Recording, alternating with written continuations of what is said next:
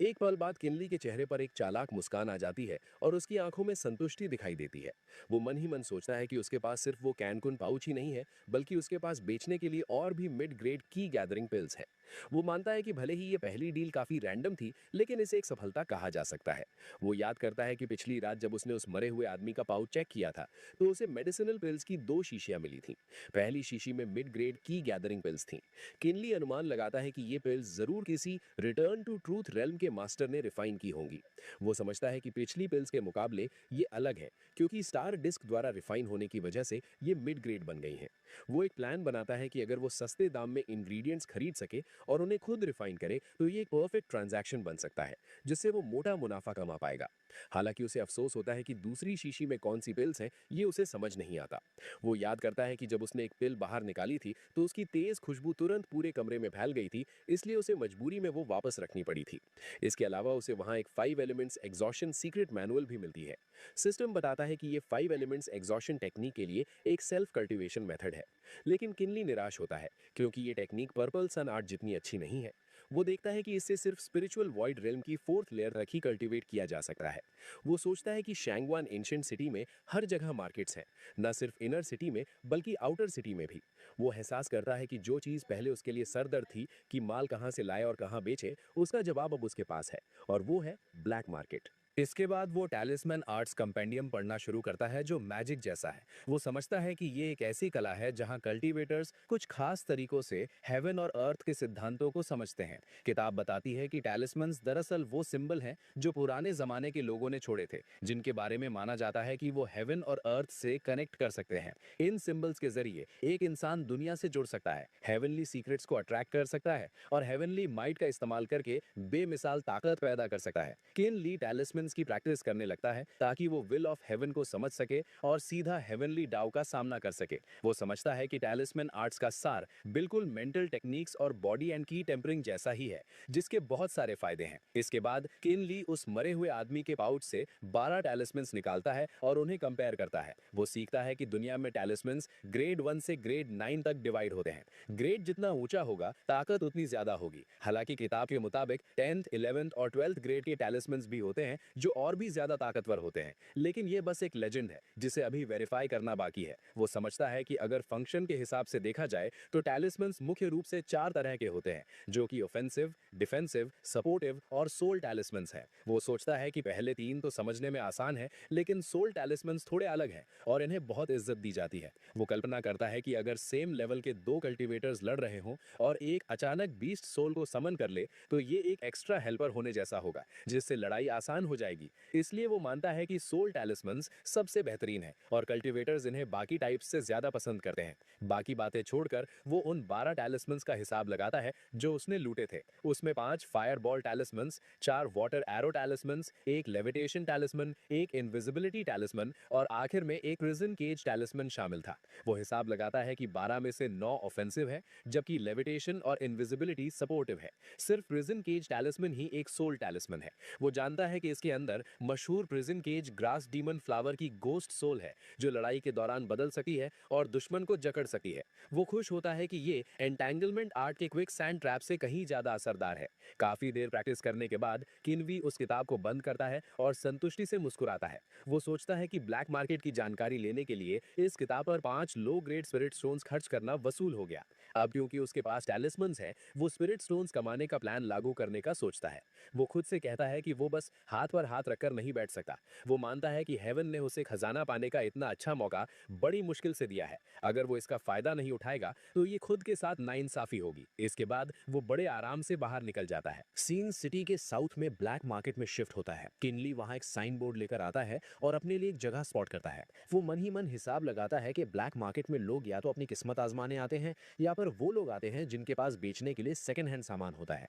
वो देखता है कि वहां डिस्प्ले पर रखी ज्यादातर चीजें महंगी नहीं है, एक मामूली की गैदरिंग पिल वहाँ 2 लो ग्रेड स्पिरिट स्टोन्स में खरीदी जा सकती थी। हालांकि ये दाम रेगुलर मार्केट से आधा था, लेकिन अगर कोई इसे 3 स्टोन्स में बेचता तो लोग तुरंत उसे ढूंढते हुए आ जाते। जल्द ही एक कस्टमर वहाँ आता है और पूछता है कि वो पिल कितने में बेच रहा है। किनली बिना हिचकिचाए फैसला सुनाता है कि उस पिल का दाम 3 लो ग्रेड स्पिरिट स्टोन्स है और इसमें कोई मोलभाव नहीं होगा। अपना मकसद पूरा होने के बाद वो अपना साइन बोर्ड उठाता है और वहां से निकल जाता है। दिन में मिड ग्रेड की गैदरिंग पिल बेचने से जो मुनाफा हुआ था और कीनकुन पाउच से मिले हुए पैसे मिलाकर उसने जल्दी से 25 लो ग्रेड की गैदरिंग पिल्स और मेरिडियन प्रोटेक्टिंग पिल्स खरीद ली।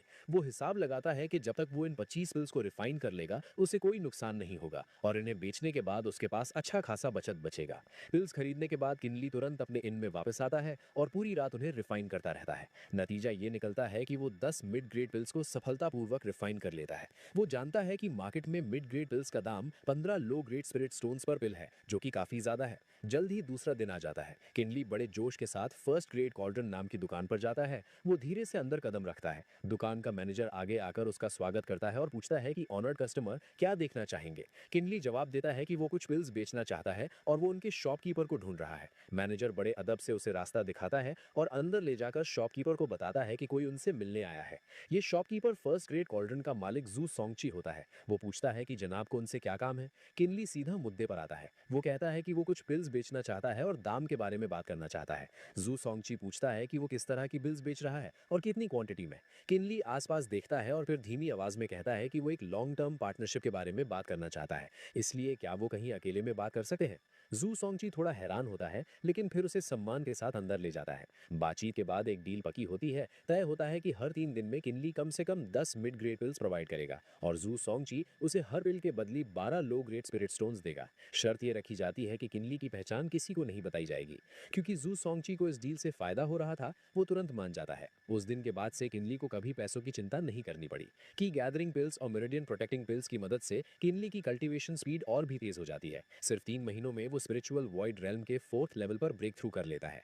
जैसे जैसे स्पिरिट स्टोन्स और पिल्स की संख्या बढ़ती जाती है, कुछ पुरानी चीजें बेकार हो जाती हैं। वो अपनी पुरानी 5 एलिमेंट्स एग्जॉशन मैनुअल को ब्लैक मार्केट में बेच देता है और उसके बदले एक 9 कनेक्शंस फिस्ट मैनुअल और एक शॉर्ट स्वॉर्ड खरीद लेता है। लेकिन किनली ने कभी नहीं सोचा था कि उसका ये छोटा सा अनजाने में किया गया काम उसके लिए मुसीबत बन जाएगा। सीन बदलता है और हम शैंगुएन सिटी के बाहर के इलाका में पहुंचते हैं। किन ली की मूवमेंट्स अब पहले से कहीं ज्यादा फुर्तीली हो गई हैं। उसके हाथ एनर्जी को और भी स्थिरता से कंट्रोल करने लगे हैं। वो मन ही मन सोचता है कि 9 कनेक्शंस फिस्ट को मास्टर करने के लिए इंसान को की के 9 इंटरकनेक्टेड पाथवेज के लगातार बहाव को समझना पड़ता है, तभी शरीर एक एक्स्ट्रा ऑर्डिनरी लेवल तक पहुंच सकता है। वो एनालाइज करता है कि अभी उसने सिर्फ 6 पाथवेज को कल्टीवेट किया है, लेकिन वो अभी भी पूरी फिस्ट टेक्निक को ढंग से जोड़ नहीं पा रहा है। उसे चिंता होती है कि अगर ऐसा ही चलता रहा तो ये उसकी फ्यूचर कल्टीवेशन में छोटी छोटी कमियां पैदा कर देगा। जब वो गहरी सांस ले रहा होता है और सोच रहा होता है कि उसे क्या करना चाहिए, तभी पीछे से एक लड़की की आवाज आती है। वो लड़की शिकायत कर रही होती है कि वन आइड स्वॉर्म फ्रॉग बहुत चालाक है और उनके पास लोगों की कमी है, तो उसे पकड़ने में बहुत वक्त लगेगा। उसके साथ ही वेई जियान तुरंत जवाब देते हैं कि उसे ऐसा नहीं कहना चाहिए। वो समझाता है कि भगवान भी उन्हीं की मदद करते हैं जो कोशिश करते हैं। जब तक वो मिलकर काम करेंगे वो उसे जरूर पकड़ लेंगे। अचानक वेई जियान की नजर किनली पर पड़ती है। वो आगे आकर किनली को रुकने का निवेदन करता है। किनली उलझन में पूछता है कि क्या बात है। वेई जियान बताता है कि वो लोग उस स्वॉम्प में वन आइड स्वॉर्म फ्रॉग ढूंढने जा रहे हैं, लेकिन उनके पास लोगों की कमी है। वो ऑफर देता है कि वो किनली को 5 लो ग्रेड स्पिरिट स्टोन्स देंगे और पूछता है कि क्या वो इसमें दिलचस्पी रखता है। किनली ठंडे दिमाग से इनकार कर देता है और कहता है कि उसे कोई दिलचस्पी नहीं है। तीसरा साथी यूशी होंग घमंड से हंसता है। वो वेई जियान को सलाह देता है कि वो किनली को जाने दे। वो लॉजिक देता है कि किनली की उम्र उनसे कम लगती है और उसका कल्टीवेशन लेवल भी ज्यादा नहीं होगा, इसलिए वो उनके काम में मदद करने की बजाय मुसीबत बन सकता है। लेकिन वेई जियान हार नहीं मानता और फिर से आग्रह करता है। वो समझाता है कि पूरे 5 स्पिरिट स्टोन्स मिलेंगे और काम बहुत आसान है। लड़की यूरुओ लाचारी से वेई जियान को कहती है कि वो अब जिद छोड़ दे, क्योंकि सबकी अपनी मर्जी होती है। इसके बाद वेई जियान मजबूरी में मान जाता है और अफसोस जताता है। अचानक एक घमंडी आवाज उन्हें रुकने का हुक्म देती है। उनके पीछे 3 अजीब आदमी दिखाई देते हैं। उनका लीडर अपने हाथ में पकड़े कागज को देखता है और फिर सामने खड़े किनली से मिलाता है। वो लोग आपस में कंफर्म करते हैं कि ये वही लड़का है जो ड्राइंग में बना है। वो पहचान लेते हैं कि ये वही है जिसने वो सीक्रेट मैन्युअल मैनुअल बेची थी। किनली तुरंत सतर्क हो जाता है जैसे ही वो सीक्रेट मैनुअल शब्द सुनता है। उनमें से एक आदमी अपनी तलवार निकालता है और हुक्म देता है कि लड़के ने उन्हें बहुत ढूंढवाया है, इसलिए वो लोग उसे पकड़ लें। वो तीनों तेजी से किनली पर हमला करने के लिए दौड़ते हैं। क्योंकि ये अचानक हुआ था, किनली हैरान रह जाता है और वक्त पर रिएक्ट नहीं कर पाता। वो मन में सोचता है कि उसे समझ नहीं आ रहा ये लोग किस बारे में बात कर रहे हैं। वो लाचारी से सोचता है कि वो बुरी तरह फंस गया है। उसे पछतावा होता है कि वो ज्यादा ही लापरवाह हो गया था और उसे वो 5 एलिमेंट्स एग्जॉशन मैनुअल नहीं बेचनी चाहिए थी। अचानक कोई उसके सामने आकर खड़ा हो जाता है ताकि उन दुश्मनों का सामना कर सके। ये वे जियान होता है जो खतरे की परवाह किए बिना अपनी तलवार निकालता है और उनके हमले को रोक देता है। किनली इस हरकत से पूरी तरह हैरान रह जाता है। वे जियान अपनी पूरी ताकत के साथ आगे बढ़ता है। उसका हमला इतना जोरदार होता है कि वो उन्हें रोक देता है। वे जियान उन्हें डांटता है और पूछता है कि क्या उन्हें 3 लोग मिलकर एक अकेले पर हमला करते हुए शर्म नहीं आती। वो उन्हें याद दिलाता है कि किनली पहले ही कह चुका है कि वो कुछ नहीं जानता। देखते ही देखते पहला आदमी जल्दी ही हार जाता है। उसके तुरंत बाद दूसरा आदमी भी गिर जाता है। अब सिर्फ वो मेन आदमी बचता है। वो बड़बड़ाता है कि किनली के पास एक मददगार भी है और इससे साबित होता है कि उसका सेकंड ब्रदर बेकार में नहीं मरा। अपनी शेखी बघारते हुए वो आदमी तुरंत एक टैलिस्मैन निकालता है और धमकी देता है कि वो आज सबको एक साथ खत्म कर देगा। वे जियान शांति से किनली को दिलासा देता है कि वो डरने की बजाय उस पर भरोसा रखे, वो उसकी मदद करेगा। किनली अभी भी सदमे में होता है। एक पल बाद यूए जिहांग अचानक वेई जियान को रोकने की कोशिश करता है। वो गुस्से में पूछता है कि वेई जियान को क्या हो गया है और इस मामले से उनका क्या लेना देना है। वेई जियान गुस्से में पलटकर जवाब देता है। वो यू जिहांग को शांत रहने का हुक्म देता है और कहता है कि वो कमजोर पर ताकतवर का जुल्म होते हुए नहीं देख सकता। वो जज्बाती होकर कहता है कि अगर वो ये सारी स्किल सीख कर भी गरीब और कमजोरों की मदद नहीं कर सकता तो उसकी इतनी मेहनत करके कल्टीवेशन करने का कोई फायदा नहीं है। तभी वो आदमी पागलों की तरह 3 टैलिस्मैन्स एक साथ फेंकता है और चिल्लाता है कि वो लोग जो चाहे कर लें और बस अब चुपचाप मर जाए। तभी यूरो बिना किसी डर के आगे बढ़ती है और चिल्लाते हुए वेई जियान की मदद करने के लिए दौड़ती है। ये देखकर यूए जिहांग लाचारी से उसे रोकने की कोशिश करता है, लेकिन अंदर ही अंदर वो डर जाता है। मन ही मन वो सोचता है कि ये लोग बिना वजह हीरो बन रहे हैं और एक दिन सिस्टर रो भी इस बेवकूफ वेई जियान की वजह से मारी जाएगी। इसलिए खुद पर मुसीबत लाने से बेहतर वो वहां से भाग जाना सही समझता है और चुपचाप खिसक लेता है। उधर दुश्मन का हमला बिजली की रफ्तार से आगे बढ़ता है। यूरो चिंता में चिल्लाती है, लेकिन हमला सीधा वेई जियान को लगता है, जिससे वो हवा में उड़ता हुआ दूर जा गिरता है। ये नज़ारा देखकर टैन हू घमंड से हंसता है, ये सोचते हुए कि उसने वेई जियान को राख में मिला दिया है।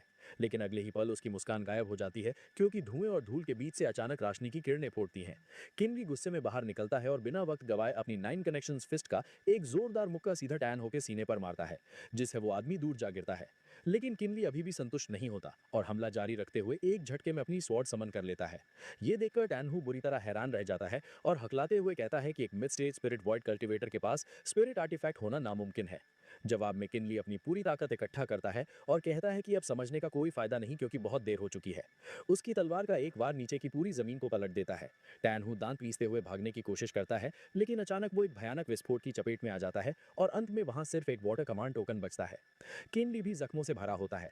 वो मन ही मन सोचता है कि अगर उसके पास क्लाउड गैदरिंग स्पिरिट स्वॉर्ड न होती तो आज नतीजा कुछ और ही होता।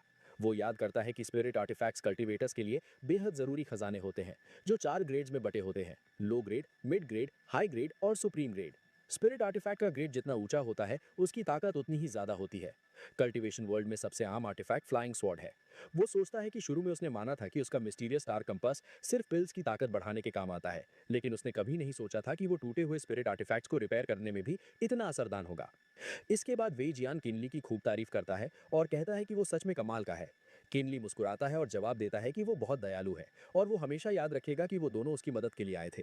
फिर किनली जमीन से कुछ उठाने के लिए झुकता है। वो कहता है कि अभी अभी एक बहुत खास दिखने वाला टुकड़ा गिरा है।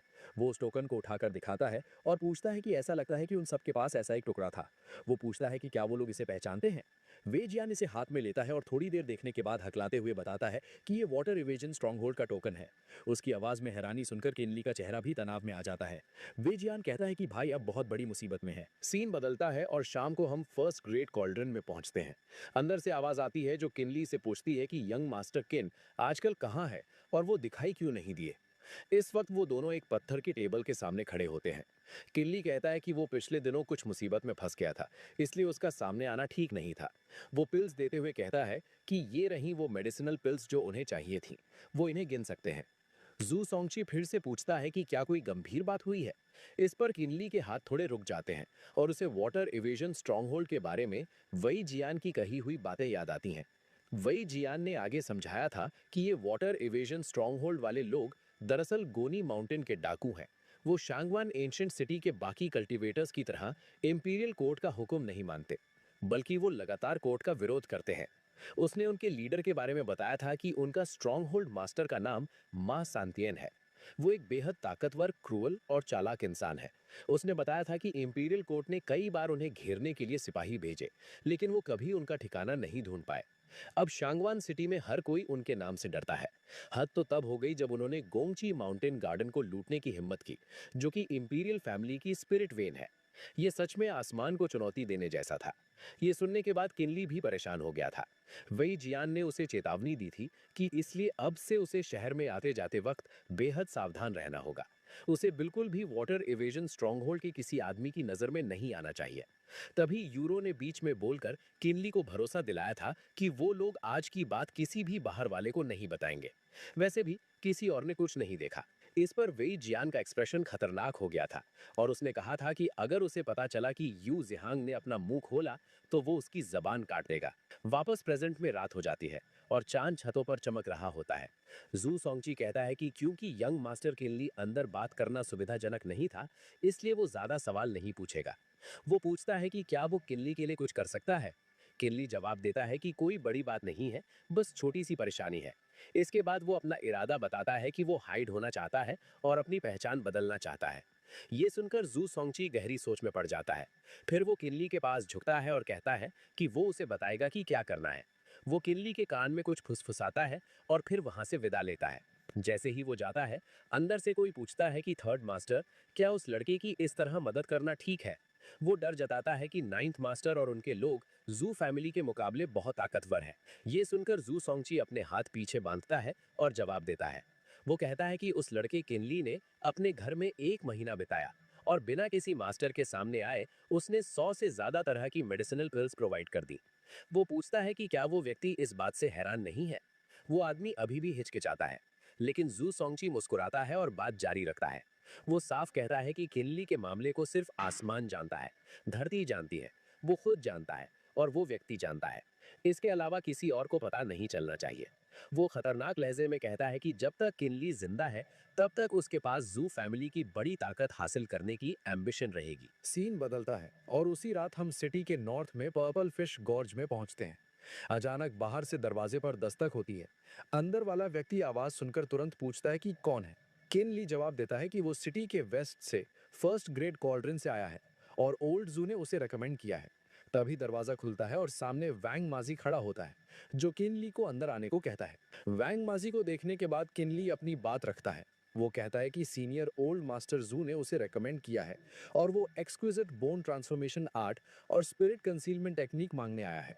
ये सुनकर वैंग माजी कहता है कि कोई दिक्कत नहीं है। किनली खुश होकर शुक्रिया कहने ही वाला होता है कि अचानक वैंग माजी मुस्कुराता है और एक पिल निकालकर आगे बढ़ाता है। वो चेतावनी देता है कि पहले वो सुन ले।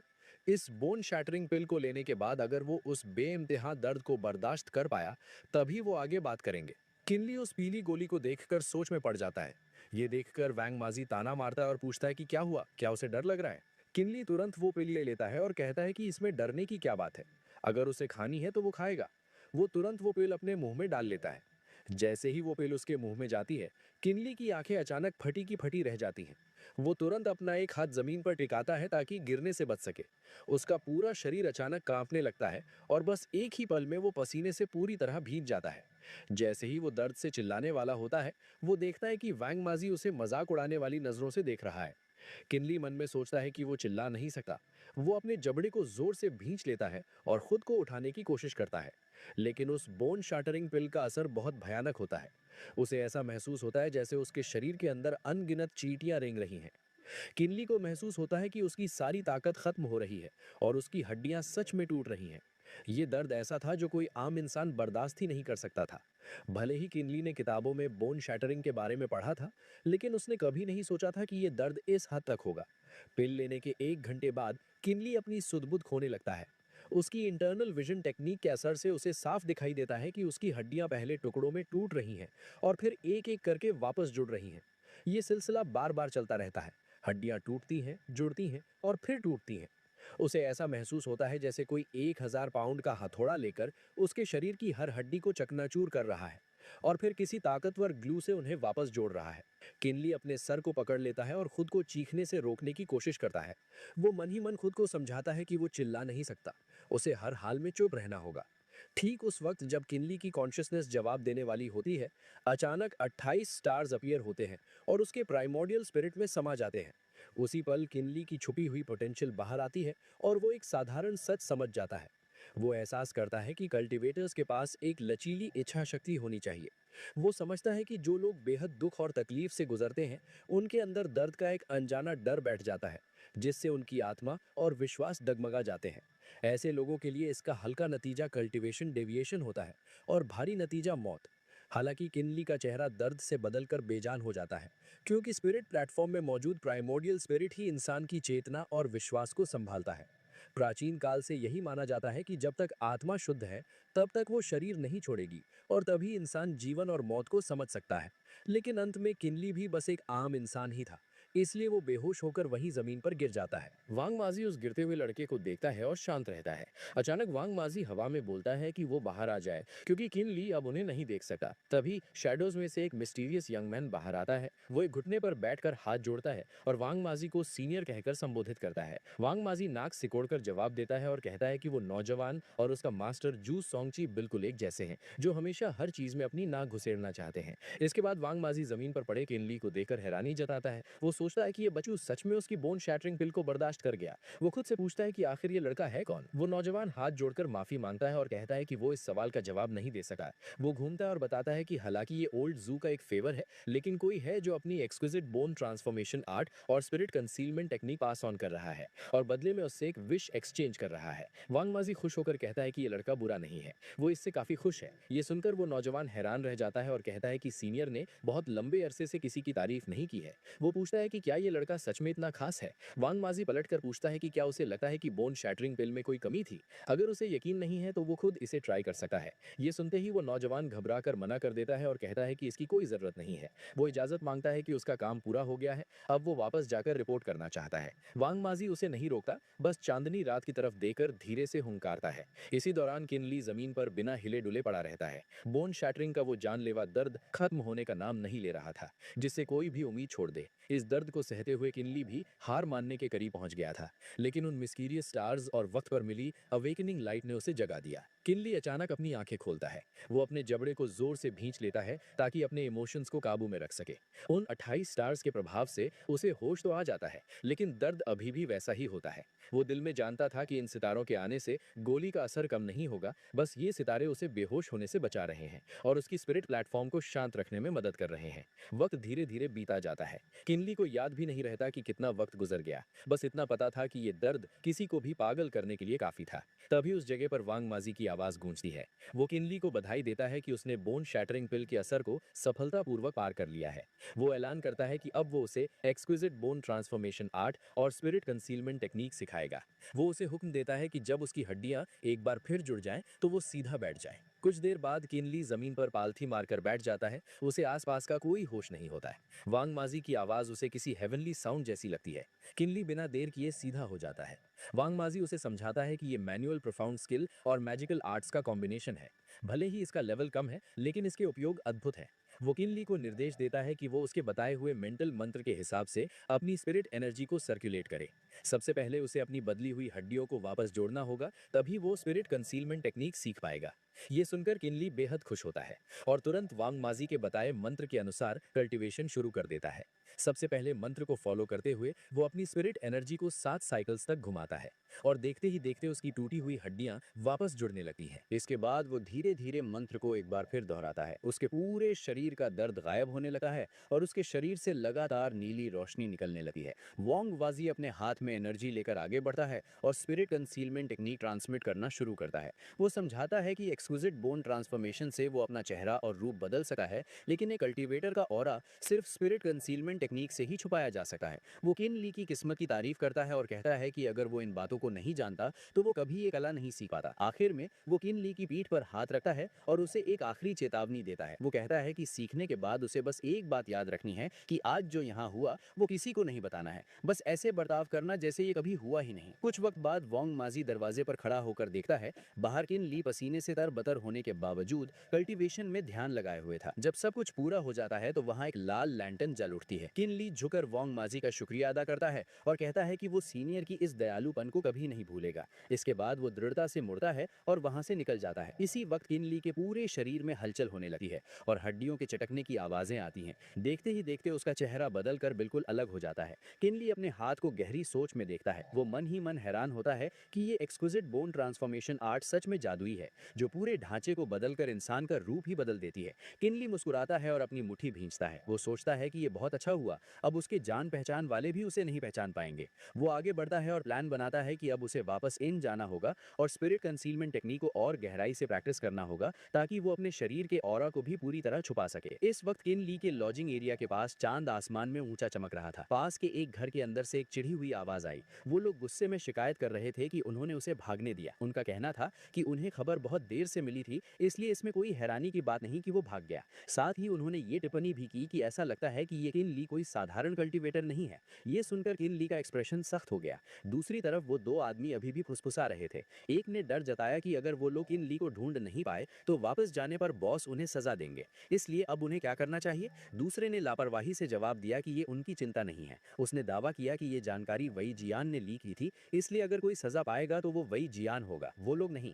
उन्होंने आपस में विचार किया कि उस लड़के को शायद पता चल गया होगा कि वो आ रहे हैं, लेकिन वो शोंग युआन एंशिएंट सिटी जैसी शांत जगह छोड़ने को राजी नहीं होगा। उन्हें बिल्कुल अंदाजा नहीं था कि किन ली उनके ठीक पीछे खड़ा था। उनकी पूरी बातचीत सुनने के बाद उन लोगों ने अपनी नाराजगी पर काबू पाया और एक फैसला लिया। उन्होंने तय किया कि बहुत संभावना है कि वो अभी भी शोंग युआन एंशिएंट सिटी में ही है। एक ने दूसरे को आदेश दिया कि वो वापस जाए और कुछ और लोगों को लेकर आए ताकि वो शहर का कोना कोना छान सकें। उसने सुझाव दिया कि अगर जरूरत पड़ी तो वो कुछ स्पिरिट स्टोन्स का इस्तेमाल करके अंडरवर्ल्ड से लोगों को हायर कर सकते हैं ताकि वो जांच में मदद करें। उसने जोर दिया कि उन्हें उसे ढूंढना ही होगा, जिस पर दूसरे आदमी ने हामी भरी। उनकी बातें सुनकर किनली को धक्का लगा और वो गुस्से में अपने दांत पीसने लगा। उसे समझ आ गया कि ये जरूर वही जियान की बात कर रहे हैं, जिसका सीधा मतलब था कि वही जियान ने उसे धोखा दिया।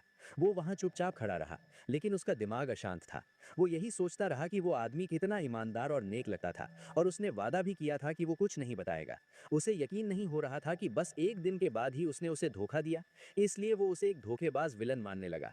गुस्से के मारे उसकी मुट्ठी भिंच गई और कांपने लगी। उसने सोचा कि अच्छा हुआ वो तेज भागा, वरना आज रात वो अपनी जान खो बैठता। इस पल किन ली ने खुद को संभाला और एक फैसला लिया कि एक जेंटलमैन के लिए बदला लेने में 10 साल भी देर नहीं होती। वो जानता था कि भले ही उसने अब एक्सक्विजिट बोन ट्रांसफॉर्मेशन आर्ट और स्पिरिट कंसीलमेंट टेक्निक सीख ली है, लेकिन जल्दबाजी में बदला लेने से उसकी पहचान आसानी से खुल जाएगी।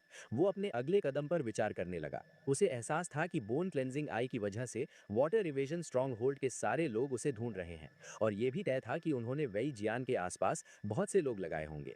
ये सोचकर किन ली ने गुस्से में दांत पीसे और दिल में संकल्प लिया कि इस शोंग युआन एंशिएंट सिटी में अगर उसे बदला लेना है तो उसके पास बेइंतहा ताकत होनी चाहिए और इसका एक ही रास्ता है, सिक्लूजन में जाकर कल्टीवेशन करना। जिंदगी चलती रही, घटनाएं धीरे धीरे भूतकाल बन गईं और सिर्फ यादें ही थीं जो अभी धुंधली नहीं हुई थी। वक्त उड़ता गया और साल किसी बुनकर की फिरकी की तरह तेजी से बीत गए। किनली हर रोज कड़ी मेहनत से ट्रेनिंग करता रहा। कल्टीवेशन वर्ल्ड में किसी की ग्रोथ के साथ दुनिया धीरे धीरे रूखी और बेस्वाद होती जाती है। एक कल्टीवेटर के लिए 3 साल का वक्त जिंदगी का बस एक छोटा सा हिस्सा होता है। अचानक उसने चिल्लाते हुए अपनी क्लाउड गैदरिंग स्वॉर्ड को पुकारा और एक ही बार में उसने अपने सामने रखे एक विशाल पत्थर को सफाई से 2 टुकड़ों में काट दिया। ये नजारा देखकर किनली बहुत संतुष्ट हुआ। उसने महसूस किया कि तलवार अच्छी तरह से निखारी हुई है, जिसके वार से पत्थर से चिंगारी निकलती है और वो बिजली की तरह हवा में उड़ती हुई कीचड़ की तरह चीजों को काटती है। उसने ऐलान किया कि ये सफलता है। उसने हिसाब लगाया कि 3 साल हो गए हैं और वो स्पिरिट वॉइड रेल्म के 6th लेवल पर है। वो आखिरकार लास्ट स्पिरिट वॉइड स्टेज पर ब्रेक थ्रू कर चुका है, लेकिन उसने माना कि उसकी करंट रफ्तार अभी भी काफी धीमी है। उसने सोचा कि उसने किन क्लैन की पर्पल सन आर्ट का लोअर वॉल्यूम पूरा प्रैक्टिस कर लिया है, जिससे वैसे तो सिर्फ 5th लेवल तक ब्रेक थ्रू होना चाहिए था। उसने कभी नहीं सोचा था कि वो 6th लेवल तक ब्रेक थ्रू कर लेगा, लेकिन उसे लग रहा था कि अगर वो इसकी प्रैक्टिस जारी रखता है तो आगे इंप्रूव करना बहुत मुश्किल होगा। इसलिए उसने तय किया कि अब बाहर जाने का और कोई दूसरी कल्टीवेशन मेथड ढूंढने का वक्त आ गया है। उसकी आंखें अचानक तेज हो गई। उसके जहन में वो वे जियान याद आया, जिसने अपने निजी फायदे के लिए दोस्त को धोखा दिया था। किनली ने सोचा कि उसे 3 साल जिंदा रहने दिया, ये काफी होना चाहिए। इसके तुरंत बाद किनली का दिल वे जियान के लिए नफरत से भर गया और वो वहां से निकल पड़ा। बाहर जाने और जानकारी इकट्ठा करने को आसान बनाने के लिए उसने एक्सक्विजिट बोन ट्रांसफॉर्मेशन आर्ट और स्पिरिट कंसीलमेंट टेक्निक का इस्तेमाल करके अपना भेस बदल लिया ताकि कोई उसे पहचान न सके। फिर उस जगह को याद करते हुए जहां वे जियान रहता था, वो उसे ढूंढने और बदला लेने के इरादे से निकल पड़ा। सफर बहुत आरामदायक था। इस वक्त किनली एक अधेड़ उम्र के अंकल के भेस में था जो कदम दर कदम आगे बढ़ रहा था। उसने खुद से कहा कि वो प्लम एली सिटी के ईस्ट में पहुंचने वाला है। अचानक उसे आगे से कुछ लोगों के बात करने की आवाज सुनाई दी और वो सतर्क होकर जल्दी से एक तरफ छुप गया ताकि उनकी बातें सुन सके। आगे रास्ते पर 2 लोग दिखाई दिए। एक तरफ पत्थर जैसे कठोर चेहरे वाला यूए जिटैंग था और दूसरी तरफ वे जियान था जो बुरी तरह नशे में धुत था और यूए जिटैंग के पीछे चल रहा था। वे जियान चलते हुए लड़खड़ा रहा था और अपने पुराने साथी यूए जिटैंग को गाली देते हुए उसे कमीना कह रहा था। उसने गुस्से में ऐलान किया कि वो यूए जिटैंग को नहीं छोड़ेगा, भले ही वो मरने के बाद भूत क्यों न बन जाए। अपने आप को गाली सुनता देख यूए जिटैंग को गुस्सा आ गया। उसने अपना पैर उठाया और वे जियान को जोर से लात मारी। वे जियान बिना हिले डुले जमीन पर पड़ा रहा जबकि यूए जिटैंग खड़े होकर उसे गाली दे रहा था। यूए जिटैंग ने उसे पागल कहा और धमकाया कि अगर शैंग युआन एंशिएंट सिटी के नियमों के तहत यहाँ मारना मना नहीं होता तो वो उसे कब का मार चुका होता। अचानक एक नौजवान औरत की आवाज गूंजी जिसने पूछा कि यूए जिटैंग ये क्या कर रहा है। ये यूरुओ थी जो वे जियान को बचाने आई थी। यूए जिटैंग ने नाक सिकोड़कर ठंडी सांस ली और पहचाना कि ये सिस्टर रुओ है। उसने सफाई देते हुए कहा कि वो खुद वे जियान से पूछ लें कि वो क्या कर रहे हैं, क्योंकि वो लोग शराब पी रहे थे और ये तमाशा करने के लिए भाग आया। उसकी मुस्कान और ज्यादा मजाक उड़ाने वाली हो गई जैसे ही उसने अपने दोस्त वे जियान की हालत का मजाक उड़ाया। उसने कहा कि एक मौका परस्त जान पहचान के लिए अपनी सारी कल्टीवेशन खो देना और फिर भी कोई पछतावा ना होना। ब्रदर वे जियान एक असली बेवकूफ है। यहाँ यूए जिटैंग ने वे जियान की वफादारी का मजाक उड़ाते हुए तामा मारा। उसने कहा कि उस वक्त जब बॉस ने किनली का पता पूछा था तो क्या ये ठीक नहीं होता कि अगर वे जियान ने बस उन्हें बता दिया होता। वो नौजवान औरत जिसका नाम यूरुओ था, उसने कुछ नहीं कहा, बस चुपचाप वे जियान के जख्मों की देखभाल करती रही। यूएजी हैंग ने आगे कहा कि वे जियान को बस इतना जिद्दी होना था और अब वो खुद को देखे कि वो क्या बन गया है। उसने वे जियान से पूछा कि क्या वो उसका किनली वापस आया, क्या वो उससे मिलने आया। उसने दावा किया कि वो आदमी इसे अपना दोस्त तक नहीं मानता। यूएजी हैंग ने अपनी डांट फटकार जारी रखी और गुस्से में यूरुओ को चेतावनी दी कि अगर अगली बार वे जियान ने ऐसी हरकत की तो वो लोग बिल्कुल भी कोई लिहाज नहीं करेंगे। फिर वो गुस्से में मुड़ा और वहां से जाने लगा। जाते हुए वो बड़बड़ाता रहा कि वे जियान अभी भी उसके लिए मुसीबत खड़ी करने की हिम्मत करता है। उसने कहा कि वे जियान आईने में खुद को क्यों नहीं देखता, क्या उसे लगता है कि वो अभी भी 3 साल पहले वाला ताकतवर वे जियान है। उसने ऐलान किया कि वो उसे अब बस एक कचरा मानता है और वो उसके मुंह लगने के लिए भी बहुत आलसी है, वरना वो उसे चीर कर 8 टुकड़े कर देता। पास में छुपा हुआ किनली ये सुनकर हैरान रह गया और त्योरियां चढ़ाने लगा। उसे समझ आया कि तो पता चला कि वो वे जियान नहीं था जिसने उसे बेचा, और तो और वे जियान जख्मी है और अपाहिज हो गया है क्योंकि उसने किनली का पता नहीं बताया था। वो सोचने लगा कि ये कैसे हो सकता है क्योंकि 3 साल पहले तानहू के साथ हुई लड़ाई में वे जियान बिल्कुल भी जख्मी नहीं था। गुस्से में उसने सोचा कि आखिर 3 साल पहले हुआ क्या था और फैसला किया कि सच्चाई जानने के लिए लगता है उसे पहले यूएजी हैंग से निपटना होगा। जैसे ही यूएजी हैंग चलता रहा वो मन में सोचता रहा कि वे जियान सच में पागल है। अचानक पास में एक शराबी की लड़खड़ाती आवाज गूंजी। किनली जानबूझकर शराबी होने का नाटक कर रहा था ताकि वो यूएजी हैंग का ध्यान खींच सके। शराबी झूमते हुए जोर से बोल रहा था कि ये तो बस एक प्राइमोर्डियल यांग पिल है जिससे इमॉर्टल बना जा सकता है। ये सुनकर यूएजी हैंग के अंदर लालच जाग उठा। उसने प्राइमोर्डियल यांग पिल का नाम दोहराया। रात के वक्त सड़क इतनी सुनसान थी कि हवा की साए साए साफ सुनाई दे रही थी, जो एक जुर्म करने के लिए परफेक्ट सेटिंग थी। इसलिए वो आगे बढ़ा और उस आदमी पर हमला करके उसे लूटने की कोशिश की। यूएजी हैंग ने घमंड से अपनी उंगलियां चटकाई और सोचा कि इस मामूली शराबी के पास प्राइमोर्डियल यांग पिल जैसी अच्छी चीज कैसे हो सकती है और क्या दुनिया में कोई इंसाफ है। जहां तक दूसरे आदमी की बात है, वो अब तक थोड़ा होश में आ चुका था। शराबी ने यूएजी हैंग को अपनी बातों में उलझाने के लिए कहा कि हम सब तो आपस में भाई भाई है। उसने कहा कि अब जब हम मिल ही गए हैं तो वो उसे अच्छे से विदा करेगा और उसे शर्माना नहीं चाहिए। फिर वो आदमी गिर गया और उल्टी करने का नाटक करने लगा ताकि यूएजी हैंग बेफिक्र हो जाए। इसी बीच यूएजी हैंग ने अपनी तलवार निकाली। उसने उस शराबी को चेतावनी दी कि बच्चू, अगले जन्म में याद रखना कि इतना दिखावा नहीं करना चाहिए, और उसे नर्क में जाने को कहा। उसकी तलवार की नोक तेजी से नीचे की तरफ आई, लेकिन 1 सेकंड बाद वो शराबी अचानक उछला और उसने यूएजी हैंग पर पलटवार किया। यूएजी हैंग पीछे की तरफ गिरा और जल्दी से अपने हाथ पैरों से खुद को संभाला। इससे यूएजी हैंग गुस्से गुस्से में दहाड़ा कि वो शराबी होकर भी लड़ना जानता है, लेकिन अगले ही पल उसकी आंखें हैरानी से फटी रह गईं, क्योंकि उसके विरोधी ने अभी अभी अपना भेस उतार दिया था। ये वही इंसान था जिसके बारे में वो अभी सोच रहा था। युए ज़िहांग की दहाड़ 3 ब्लॉक्स तक गूंजी जब उसने पहचाना कि वो किन ली है। किन ली ने उसे घूरा और धीमी आवाज में सवाल किया कि ये अच्छी बात है कि उसे वो अभी भी याद है। उसने यूए जिहांग की गद्दारी पर गुस्सा जताते हुए कहा कि 3 साल पहले वो जानता था कि यूए जिहांग अच्छा आदमी नहीं है, लेकिन उसने कभी नहीं सोचा था कि वो अपने ही दोस्त को पैरों तले कुचल देगा। उसने कहा कि वो इंसान कहलाने के लायक नहीं है। अब तक यूए जिहांग ठंडे पसीने से भीग चुका था। उसने खुद को बचाने के लिए बहाने बनाए कि इसका उनसे कोई लेना देना नहीं था। वो माई के लोग थे और वो तो बस एक प्यादा था। वो लगातार बहाने बनाता रहा कि माई वही था जो उसके पास किन ली का पता पूछने आया था और उसके पास कोई और चारा नहीं था। उसने कहा कि अगर वो नहीं बोलता तो वो मारा जाता और पूछा कि वो वाटर एवेजन स्ट्रॉन्ग होल्ड के तरीके जानता है ना। किन ली धीरे धीरे करीब आया और पूछा कि इसका मतलब उसने वे जियान को धोखा दिया। यूए जिहांग लगभग चीखा। उसकी आवाज निराशा से भरी थी। उसने कहा कि वो सच में नहीं चाहता था और उसने सफाई दी कि उसने उसे मनाने की कोशिश की थी, लेकिन वे जियान ने बोलने से मना कर दिया। जितना वो सुनता गया किनली उतना ही गुस्से से भर गया और वो आगे लपका। उसने उसे कमीना कहा और पूछा कि निजी फायदे के लिए दोस्त को धोखा दिया, ये कैसा ट्विस्टेड लॉजिक है। हवा के एक झोंके के साथ उसकी तलवार उसके विरोधी के कंधे के आर पार हो गई। यूए जिहांग दर्द से चीखा। उसके मुंह से खून का झाग निकला और वो जमीन पर गिर पड़ा। जाहिर है किन ली का उसे छोड़ने का कोई इरादा नहीं था। उसने कहा कि वो उससे कुछ सवाल पूछने जा रहा है और बेहतर होगा कि वो उनका सही जवाब दे।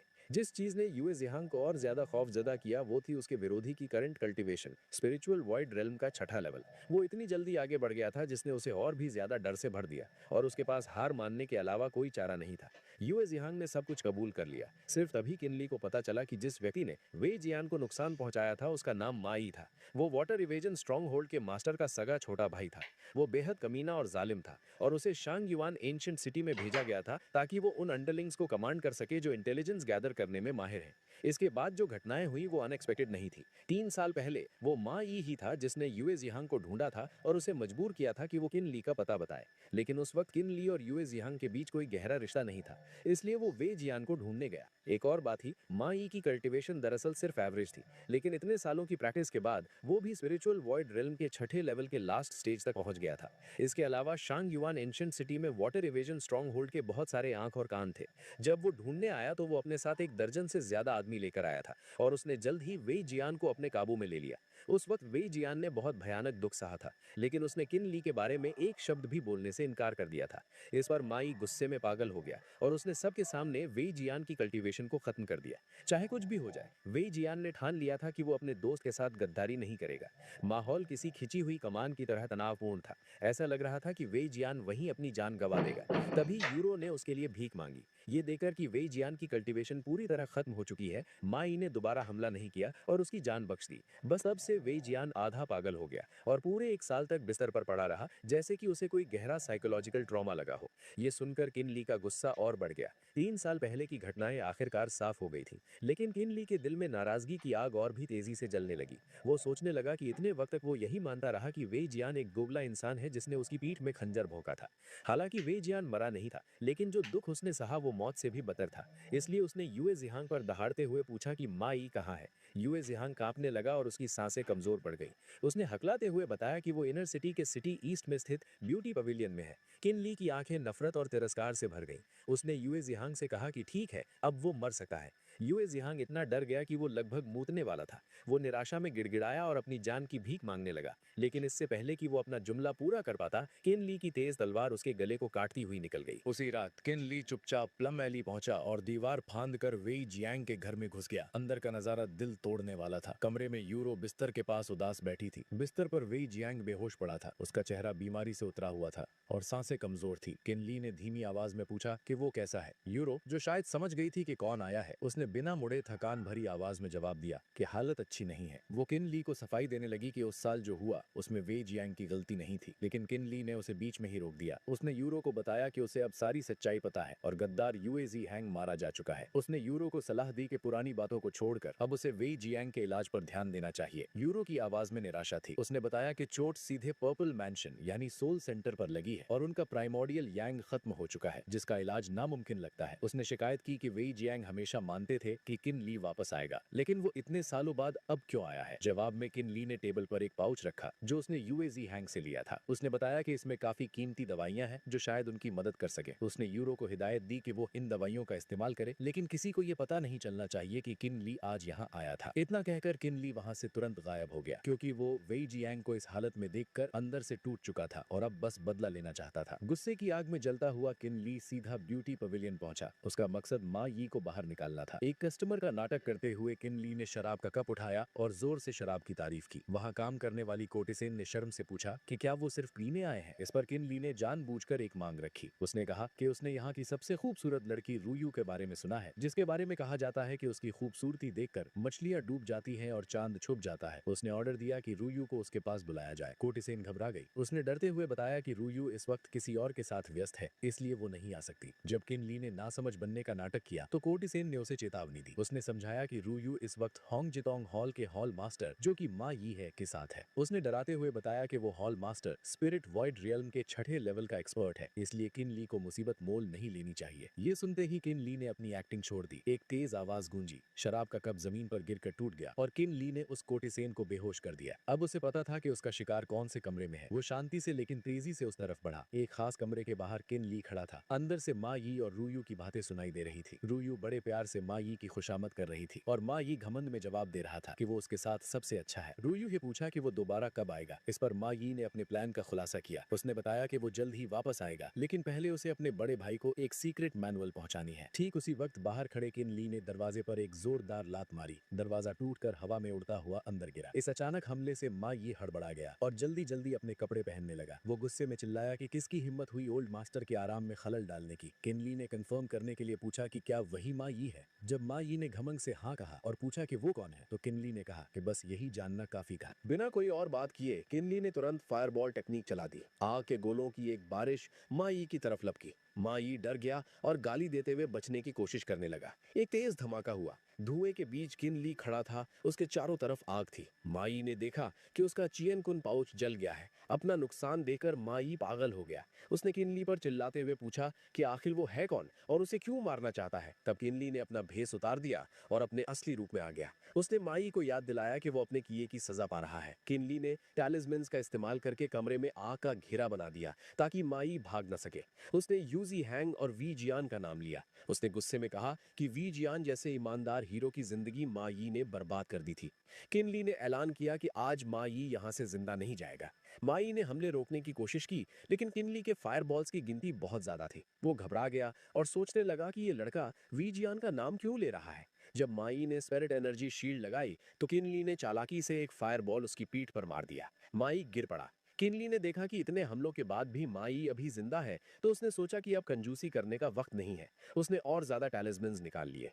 इस लड़ाई के दौरान किन ली की स्पीड और तकनीक देखकर मा यी को अचानक समझ आ गया। उसने हैरानी से कहा कि ये स्पेल कास्टिंग स्पीड बिल्कुल वैसी है जैसी उसने वी जियान के पास देखी थी या सुनी थी। उसने पहचान लिया कि ये कोई और नहीं बल्कि किन ली है, वही लड़का जिसे वो 3 साल से ढूंढ रहा था। किन ली ने कोई जवाब नहीं दिया और हमला जारी रखा। मा यी ने गुस्से और हैरानी में कहा कि वो उसे ढूंढ रहा था पर वो मिला नहीं और अब वो खुद यहाँ आकर मौत को दावत दे रहा है। मा यी अभी अपनी बात पूरी भी नहीं कर पाया था कि उसके सामने का नजारा देखकर वो बुरी तरह चौंक गया। उसने देखा कि किन ली ने पहले से भी ज्यादा टैलिस्मन्स निकाल लिए हैं। ये देखकर मा यी घबराहट में सोचने लगा कि आखिर इस लड़के के पास इतने ढेर सारे टैलिस्मन्स कहाँ से आए और क्यों हैं। इस बार किन ली के टैलिस्मन से आग की एक विशाल लहर निकली और मा यी की तरफ तेजी से बढ़ी। अपनी मौत को करीब देखकर मा यी ने निराशा में किन ली पर चिल्लाते हुए इल्जाम लगाया। उसने पूछा कि क्या किन ली के पास कोई शर्म बची है। उसने किन ली को ललकारते हुए कहा कि वो इन टैलिस्मन्स के पीछे छुपने की बजाय मर्दों की तरह एक असली मैजिक ड्यूअल क्यों नहीं लड़ता। लेकिन किन ली पर इन बातों का कोई असर नहीं हुआ। उसने अपनी आंखें बंद रखते हुए बड़े सुकून से जवाब दिया। उसने मा यी की चुनौती को ठुकरा दिया और कहा कि उस जैसे घटिया इंसान को मारने के लिए इस यंग मास्टर को सीधे लड़ने की कोई जरूरत नहीं है।